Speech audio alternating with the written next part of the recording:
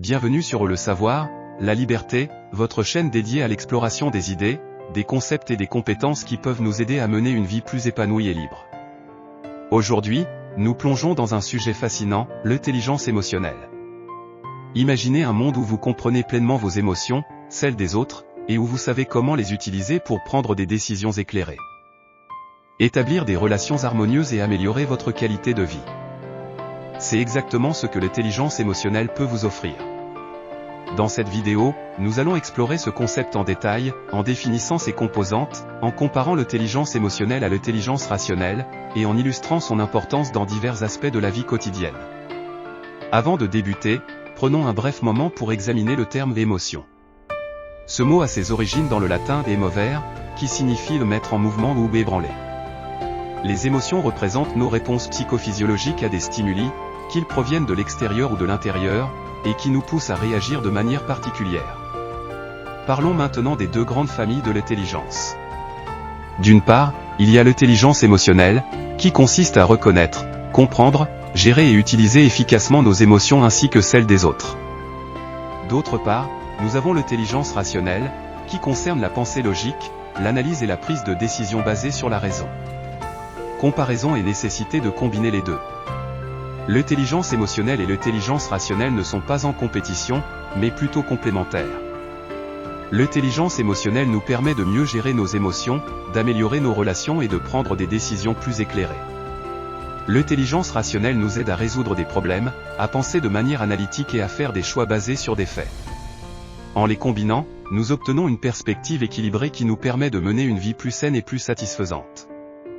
Les concepts clés de l'intelligence émotionnelle.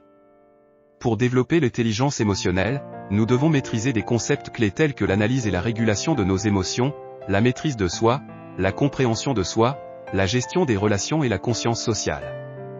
Par exemple, apprendre à reconnaître quand la colère ou la frustration nous submerge, et à les gérer de manière constructive, peut améliorer nos relations personnelles et professionnelles.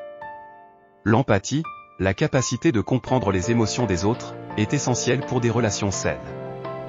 Imaginez comment une communication empathique peut résoudre des conflits et renforcer les liens avec vos proches. Les différentes formes d'intelligence émotionnelle. L'intelligence émotionnelle se décline en différentes formes, dont l'intrapersonnelle, qui consiste à comprendre ses propres émotions, et l'interpersonnelle, qui se focalise sur la compréhension des émotions des autres. Par exemple, en cultivant l'intelligence émotionnelle intrapersonnelle, vous pourriez mieux gérer le stress et les défis personnels. Tandis que l'intelligence émotionnelle interpersonnelle pourrait vous aider à bâtir des relations solides et épanouissantes. Implication des zones du cerveau. Les émotions sont le résultat d'une interaction complexe entre différentes parties du cerveau, notamment le néocortex, les amygdales, le cerveau limbique et l'hippocampe. Comprendre comment ces zones interagissent vous permettra de mieux gérer vos émotions. Par exemple, le néocortex est impliqué dans la régulation émotionnelle, et la connaissance de son fonctionnement peut vous aider à éviter des réactions impulsives. Je n'avais pas anticipé l'idée de plonger profondément dans cette portion, étant donné sa complexité et son ampleur, mais je vais vous en donner un bref aperçu en guise d'introduction. Le cerveau humain est un organe complexe composé de différentes régions qui interagissent pour réguler nos émotions et notre pensée rationnelle. Voici quelques-unes des zones clés impliquées dans ce processus. Le système limbique est souvent associé au traitement des émotions. Il comprend des structures telles que l'amygdale, l'hippocampe et l'hypothalamus. L'amygdale joue un rôle essentiel dans la régulation des émotions, en particulier dans la réponse à des stimuli potentiellement menaçants.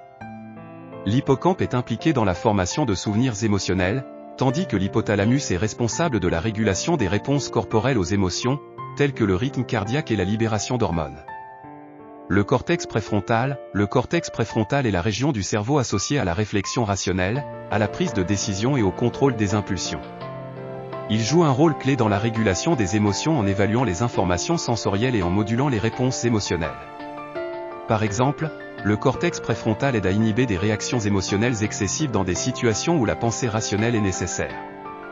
Le cortex singulaire antérieur.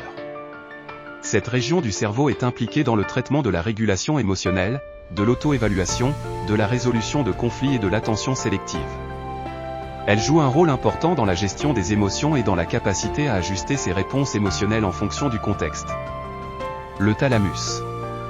Le thalamus agit comme un relais sensoriel en transmettant des informations sensorielles à d'autres parties du cerveau. Il est impliqué dans le traitement initial des stimuli émotionnels en les relayant vers le cortex cingulaire et l'amygdale. Le striatum. Le striatum est une région du cerveau associée aux récompenses et au renforcement. Il est lié aux émotions liées à la motivation, à la récompense et à la prise de décision, ce qui peut influencer nos choix et nos comportements émotionnels. L'interaction complexe de ces différentes régions cérébrales permet de combiner émotion et raison. Les émotions peuvent influencer nos décisions et notre pensée rationnelle, tandis que la pensée rationnelle peut modérer nos réponses émotionnelles. Cette intégration est essentielle pour notre adaptation aux stimuli de l'environnement et à la prise de décisions judicieuses dans diverses situations. En conclusion, l'intelligence émotionnelle est une compétence essentielle pour une vie épanouie. En combinant l'intelligence émotionnelle avec l'intelligence rationnelle, vous vous dotez des outils nécessaires pour réussir dans la vie tout en maintenant un équilibre émotionnel. Cultiver l'intelligence émotionnelle n'est pas seulement une quête de connaissances, mais aussi un chemin vers la liberté émotionnelle et le bien-être. Alors, prenez le temps de développer cette compétence précieuse, et observez comment elle transforme votre vie pour le mieux. N'oubliez pas que l'intelligence émotionnelle s'apprend et se développe avec la pratique. Plus vous la cultiverez, plus elle enrichira votre vie. Pour approfondir vos connaissances, vous pourriez explorer le livre L'intelligence émotionnelle de Daniel Goleman. Un docteur en psychologie qui a enseigné à Harvard et a également travaillé en tant que journaliste pour le New York Times. Il est largement reconnu comme l'un des précurseurs du concept d'intelligence émotionnelle. Merci de nous avoir rejoints sur le savoir, la liberté, et n'oubliez pas de vous abonner pour plus de contenu sur l'épanouissement personnel et la quête de la liberté.